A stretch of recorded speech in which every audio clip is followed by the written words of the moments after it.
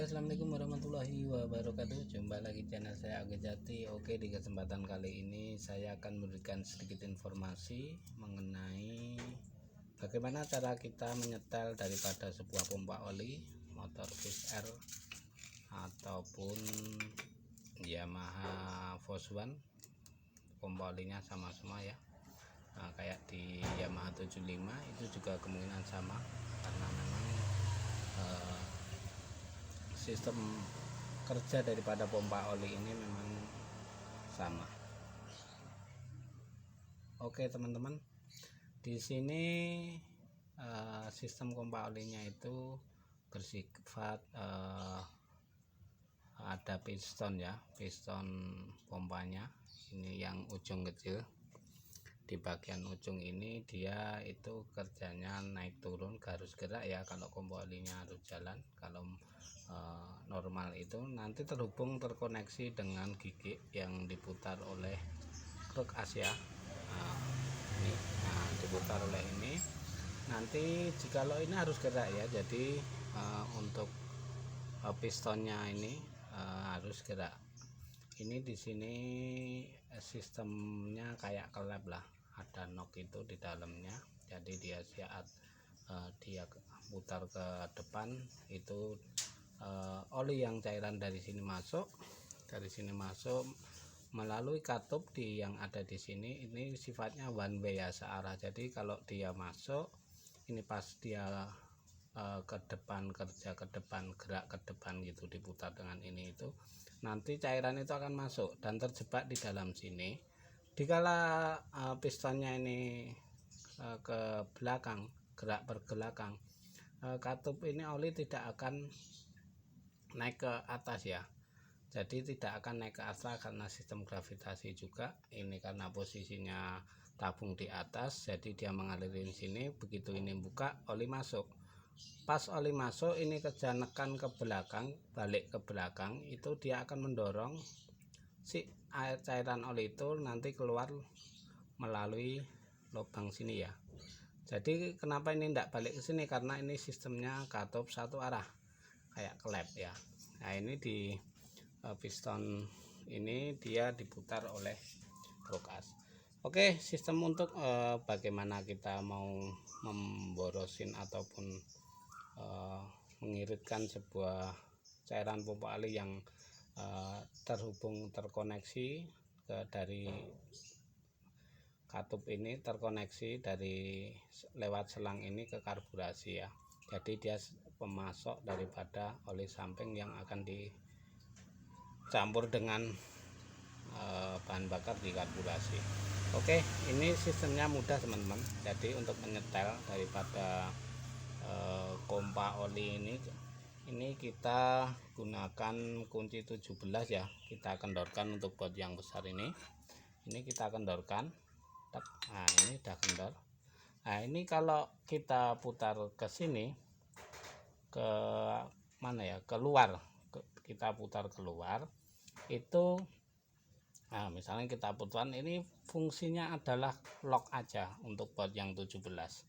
Ini kita kencangkan tek gitu. Ini jikalau ini jaraknya semakin banyak, ini berarti nanti tekanan oli yang ke sana, karena ada ruang yang lebih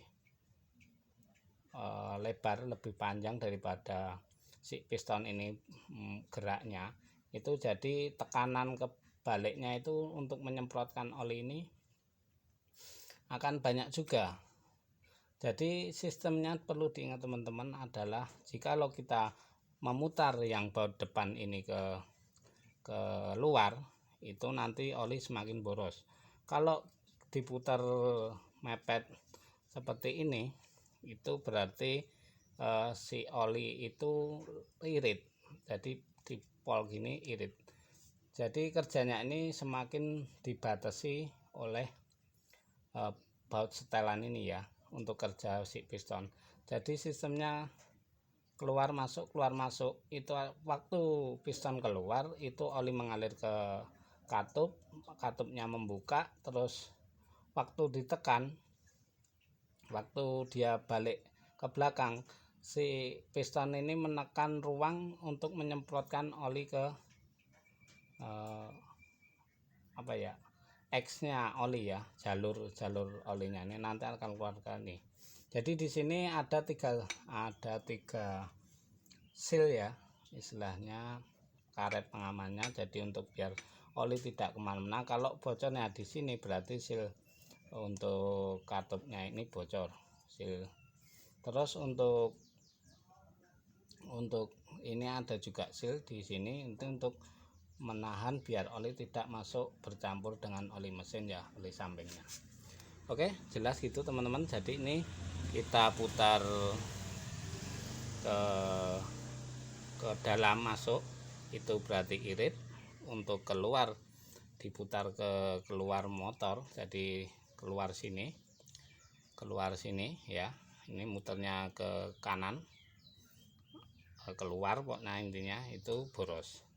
Jadi semakin ada jarak antara baut 17 yang lock untuk pengunci ini semakin boros ya teman-teman. Karena apa? Pistonnya ini mempunyai ruang gerak yang lebih banyak daripada si baut yang ini diputar ke kiri atau ke dalam. Itu nanti semakin rapat jarak baut lock sama baut ini yang depan, itu akan membatasi ruang gerak daripada si piston ya. Jadi di sini di dalam ini juga ada piston, ada seal pistonnya itu ada di dalam juga, ada itu ya. Jadi dia biar fungsinya tidak bocor kemana-mana karena ini sistemnya gerak ya. Oke, sampai gitu paham teman-teman. Jadi sangatlah mudah untuk menyetel karena ini ada dua sistem cara memboroskan dan mengiritkannya daripada pompa oli Yamaha ini ya, Fish Air ataupun Air King. Tapi Air King lama, kalau Air King baru itu tidak bisa setel ya untuk bawahnya. Jadi dia cuman bisa di setel melalui olor kabel yang terhubung dengan gas ya. Jadi waktu diputar gas dia akan putar gini ya. Nah, ini harus free ya, harus balik full dari sampai baut ini penahannya. Karena apa? Kalau selang ini rembes ataupun udah longgar atau udah keras, itu teman-teman jangan menahan pakai, misalkan dikencengin pakai kabel tis gitu. Kadang ini nanti bisa mengganggu untuk kerja daripada pegas, karena ini ada pegas ya, pendorong untuk pistonnya ada 2 pir di sini. Jadi ini nanti bisa mengganjal daripada ini, mengganjal pergerakan si ini. Paling kalau mau pakai untuk mengencangkan biar rapat itu pakai kawat tipis lah, itu bisa. Yang pasti jangan sampai menahan daripada kerjanya ini, karena ini nanti ditarik oleh olor yang terhubung dengan gas. Jadi di sistem Suzuki tidak ada, itu cuman tarikan aja kalau di Suzuki. Kalau di Yamaha ini ada tarikan sama di setel dari sini bisa. Jadi ada dua cara untuk memboroskan pengirikan.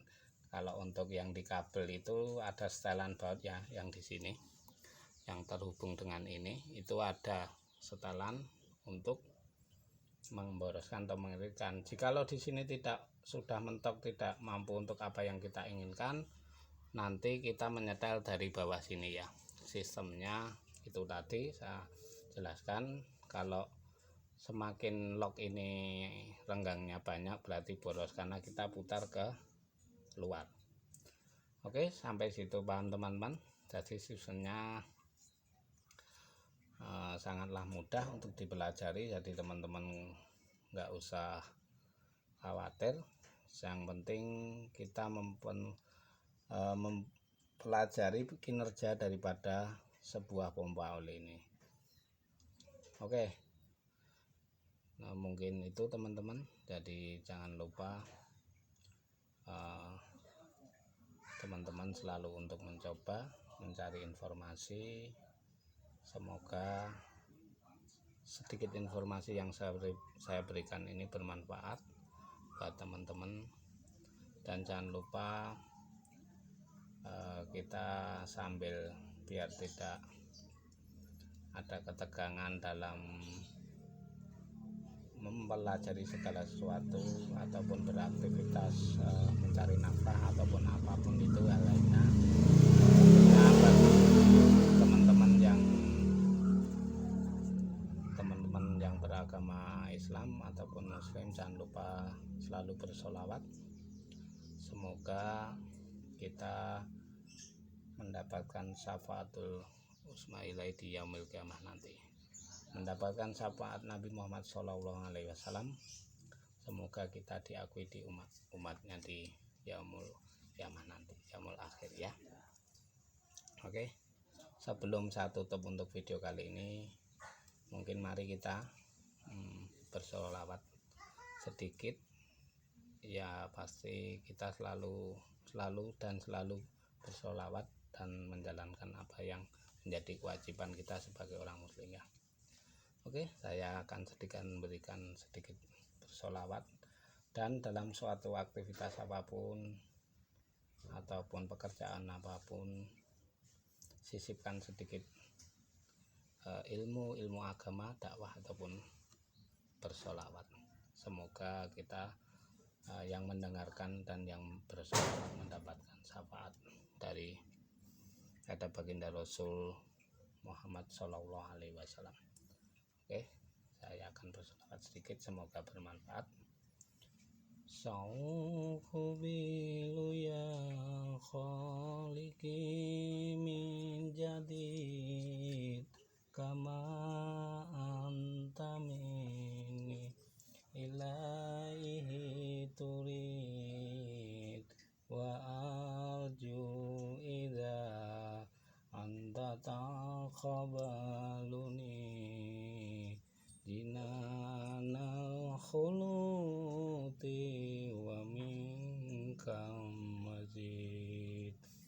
Sauhu bilu ya khaliqi min jadid kama anta minni ilaihi turid wa arju idza anta taqabbaluni jinanal khuludi wa minkam mazid. Alhamdulillah, mungkin sedikit berselawat membuat hati kita lebih tenang. Jadi kita dalam melakukan suatu pekerjaan ataupun aktivitas, kita dengan hati yang tenang, dengan hati yang damai, dengan syafaat sholawat, semoga memberikan manfaat bagi rohani kita dan akhirnya diberikan sebuah kelancaran dalam suatu pekerjaan dan dipunahkan rezekinya, dibukakan pintu rezekinya. Jadi jangan sungkan ataupun jangan malu untuk bersolawat. Semoga teman-teman mau selalu bersolawat, karena solawat adalah amalan yang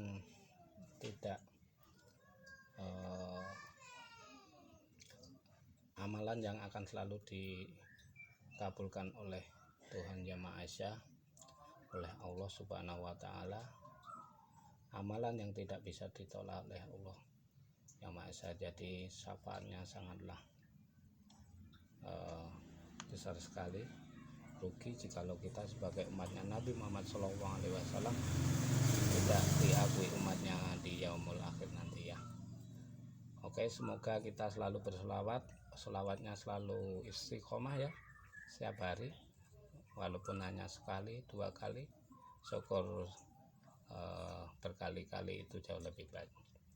Oke, jikalau teman-teman menyukai video ini, jangan lupa like, comment, dan subscribe-nya. Semoga saya bisa selalu termotivasi untuk membuatkan sedikit video-video, dan kita selalu bersolawat untuk selanjutnya ya. Oke, mungkin video kali ini saya cukupi. Akhirul salam, wassalamualaikum warahmatullahi wabarakatuh.